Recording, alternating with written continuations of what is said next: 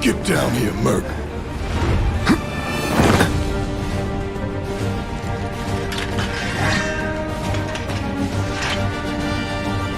Something I've really come to enjoy is playing slightly older games. Whether it's JRPGs from the golden era of the SNES, or platformers from the early days of 3D gaming, there is a lot of charm to seeing what developers were doing before all of the norms of modern gaming came to be. Of course, older games are not flawless. I think there are a lot of things that have improved over the years, either because of technology, or just because we've thought up new ways to approach making games. But when you get into a really great old game, it's easy to wonder what it could have been if the developers had access to modern technology.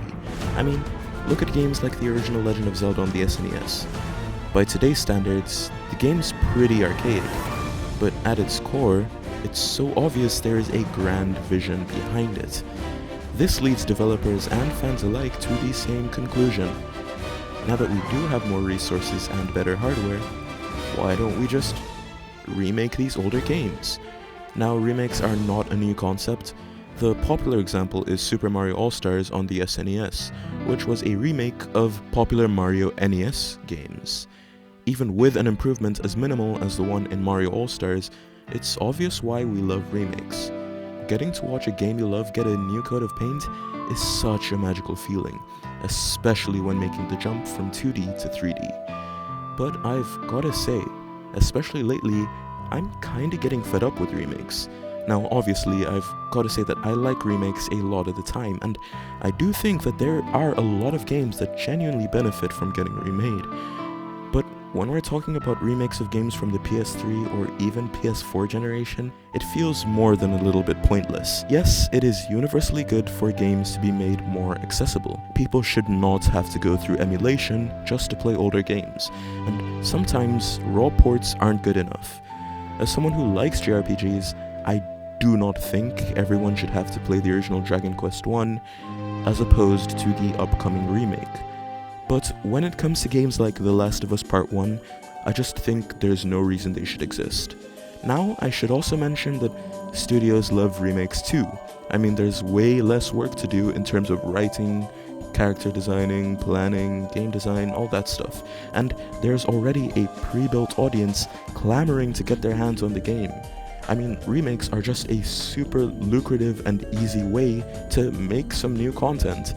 And this isn't to say remakes are a lazy excuse from a studio to avoid work. They're a great stopgap for studios before a big risky release, or a good way to fill a long dev cycle. But right now, I want to talk about what makes, in my opinion, a game ready for a full remake. Not a re-release or remaster, a full remake. For one, the game has to be old. As technology improves at a slower and slower rate, the age at which a game is ready to be remade has steadily been decreasing. Mario All-Stars is only 5 years newer than the original games, while a game like Metroid Prime only needed a touch-up and still looks great despite being over 20 years old, and is nowhere near ready for full remake treatment. For another, its gameplay should have aged significantly. No, Chrono Trigger does not need a remake. Nor does Sonic the Hedgehog, nor does Street Fighter 3rd Strike. They're old, but they still play really well by today's standards. Also, they should ideally look bad already.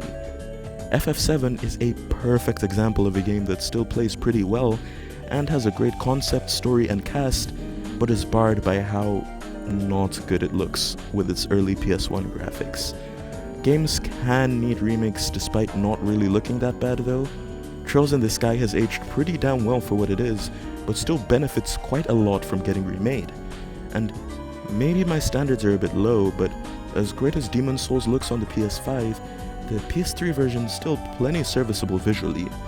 In my opinion, visual age just isn't enough to warrant a remake, which leads me to talking about remakes I don't like.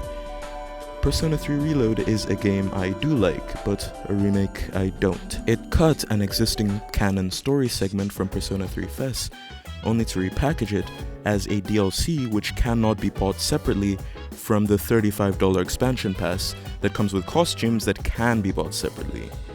Speaking of which, like I said, Persona 3 had multiple versions.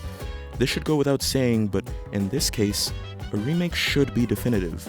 Reload is not the definitive version of Persona 3 because it doesn't contain the content from Portable, leaving Persona 3 without a definitive version, despite costing $100 for the full experience. Speaking of expensive full experiences, FF7 Remake was a game I liked that was a remake I didn't.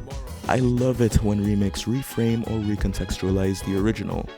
One of the sins of a remake is being too similar, but when that recontextualization comes in the form of 3 separate games released years apart to tell the 30-something hour story over what will inevitably be well over 100, there's a problem.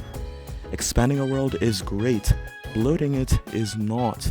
And things like the bike section or useless extra puzzles that are more annoying than challenging are bloat, not expansion. Now, I haven't played Rebirth yet, but still, the story of FF7 should not be stretched over 3 games, which will more than likely cost over $200 when complete, which, by the way, it still isn't, despite being revealed 9 years ago for a game that came out almost 30 years ago. Now, this one's a bit vague, but one of the strongest aspects of old games is their vibe, their soul, if you will. Remaking games for modern eras may come at the cost of losing this. I'm all for rewriting dialogue that isn't quite acceptable by today's standards, but when a game loses its identity to become something new, it's just super lame. This can be done well, like taking the original Pokemon Gold and Silver and turning them into games like Heart Gold, Soul Silver, or even turning Ruby and Sapphire into Mega Evolution games with completely redesigned characters. But when the game goes from this to this, you should really just play the originals. I think part of this video was just my plea to gamers more around my age to not be scared of playing older games. It's not like developers didn't know what they were doing back then, at least most of the time. And if you can only play an old game post-remake, you'll really miss out on so many gems that just will never get that treatment. I love remakes, but I love old games too. While I said at the beginning that remakes let large scopes be realized way better than on modern hardware, there's a certain charm to the solutions and workarounds developers had to come up with before they could mocap every motion to its most minute level of detail. Remakes will always have a place in this industry, but some of these games really don't need them, and we should start realizing when they don't add anything. Plus, believe me, you really learn to love PS2 graphics. Anyway, despite my anti-remake propaganda, I'm excited out of my mind for the Urgent trilogy in HD 2D, and maybe someday getting Trails in the Sky second chapter in glorious 3D as well. Till then, I've still got a ton of Trails games to catch up on, so I'll let you subscribe and get to conquering my gargantuan backlog.